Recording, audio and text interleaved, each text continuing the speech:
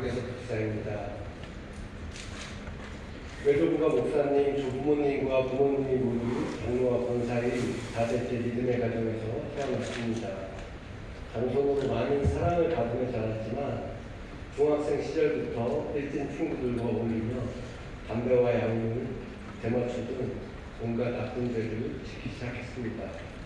하지만 학교에서 친구들과 담배를 피우다 걸려도 친구 머리를 맞벌자루로 때려서 머리가 터져도 무단결 속으로 출석 일수가 모자라 폐학 위기를 당해도 아버지의 도구가 권세로 해결되는 것을 보며 저는 점점 괴물이 되어갔습니다. 고등학교를 겨우 졸업하며 음주 뺑소니 사건, 폭력 사건 등 너무나 많은 사고를 일으켰지만 영장에 나와 군대에 갔습니다. 하지만 입대 전날 주먹으로 벽을 쳐 손이 부러지며 나오게 되었고 1년 후 다시 간 훈련소에서는 인성검사 후 문제가 생겨서 군정신병원에 갇히게 되었습니다. 하지만 당시에도 아버지의 권세로 정신병원에서 나와 교회 군종병이 되었습니다. 군종병을 하면서도 세례 후 남은 포도주를 마시고 술에 취해 선임병에 욕을 하며 교회 안에서 담배를 피우고 포도를 보며 군생활을 마쳤습니다. 제대 후에는 폭력 사건으로 큰 문제를 일으켰고 대학 시절에는 심각한 마약 중독으로 지내다가 걸려서 판사가 이제 더 이상 용서는 없다며 이번이 마지막이라는 말에 3번의 집행유예를 마지막으로 갇혀 있는 것이 죽기보다 싫어서 겨우 참고 지낼 수 있었습니다. 내가 좋아하는 외모에 집은 엄격해서 밤 9시만 되면 집에 들어가는 지금의 아내를 만나며 저 여자와 결혼을 해야겠다고 생각했습니다. 저는 아내의 귀가 시간 이후로 수백여 명의 여자들과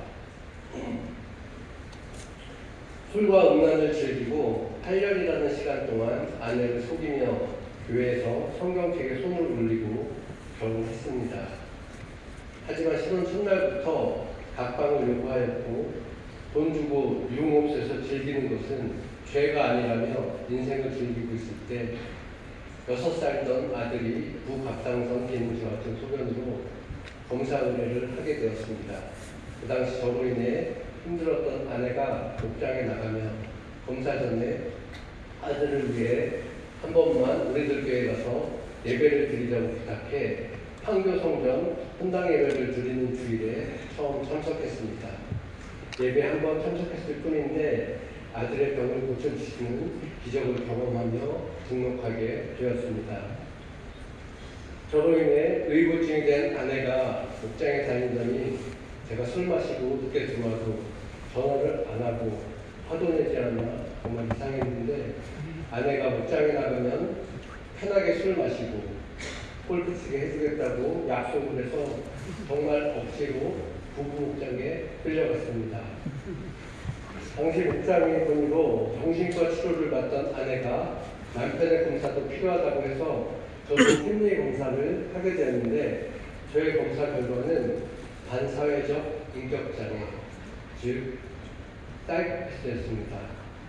검사 결과의 도덕적 점수가 너무 낮아 죄를 지어도 죄의식이 없고 브레이크 없는 자동차와 같아 약으로도 치료가 안 되고 하나님이 아니면 치료 방법이 없다고 했습니다.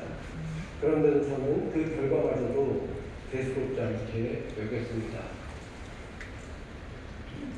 하지만 아내와 목장 식구들의 끊임없는 관심과 사랑으로 양육을 받으며 목장, 교육, 수요 모든 일에 참석하며 말씀을 드리기 시작했고 내가 죄인인 것이 조금씩 깨달아지기 시작했습니다.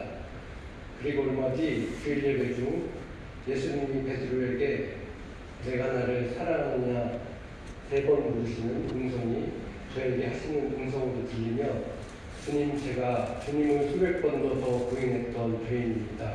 고백하며 예수님을 인격적으로 만났고 술과 담배, 불포와 도박 등 모든 중독과 세상적 분리, 친구들이 끊어지는 은혜를 주셨습니다.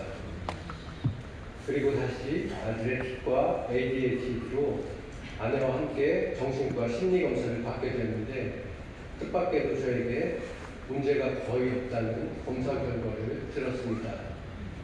제가 2, 3년 전에 사이코패스였던 결과가 이렇게 바뀔 수도 있냐고 물으니 선생님도 놀라시면서 자신이 잘 모르겠다고 하셨습니다.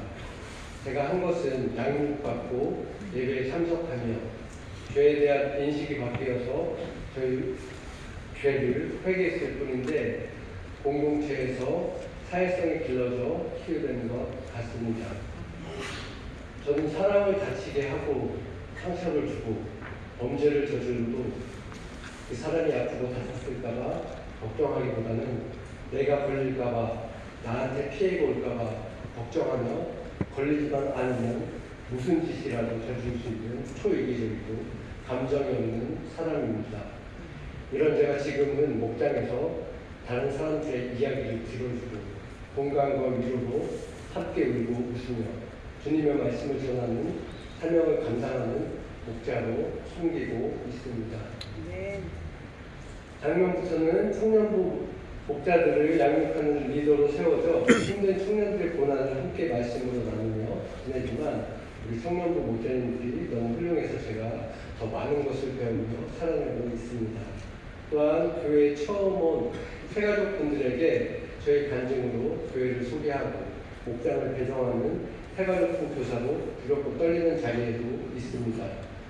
깨어있는 모든 시간을 죄만 지었던 제가 이제는 주일 아침 일찍부터 나와 14시간을 교회에서 지내고 웰큐티와 수요 예배, 교회 성수, 소그룹 모임 참석으로 공동체에 붙어가니 죄 지을 시간이 없어 조금은 아쉽기도 합니다. 저와 같은 행위로 내세울 것 하나 없는 사이코패스도 구원해 주셨기 때문에 그 어떤 분이 공동체에 오셔도 이 세상에 구원받지 못할 사람은 단 한 명도 없다는 생각이 듭니다. 네. 그래서 목장에서 만나는 모든 분들마다 너무나 귀하고 귀합니다. 여전히 되었다 함이 없어 조금만 환경이 편해지면 세상으로 흘러 떠내려갈 수밖에 없는 연약하고 악한 저를 말씀으로 양육해 주시는 담임 목사님과 이 공동체의 지체를 너무나 사랑합니다. 너와 내 집이 구원을 받으리라는 말씀과 같이 옥문이 열리는 지진의 사건에서도 내가 죄인임을 알고 죄인의 자리에 잘 머무르며 한 영혼의 구원을 외치는 적용하는 그 한 사람이 될 수 있도록 기도하며 나아가겠습니다. 저 같은 쓰레기 같은 죄인을 구원해 주시고 사명의 자리로 세워주신 하나님 감사합니다. 네.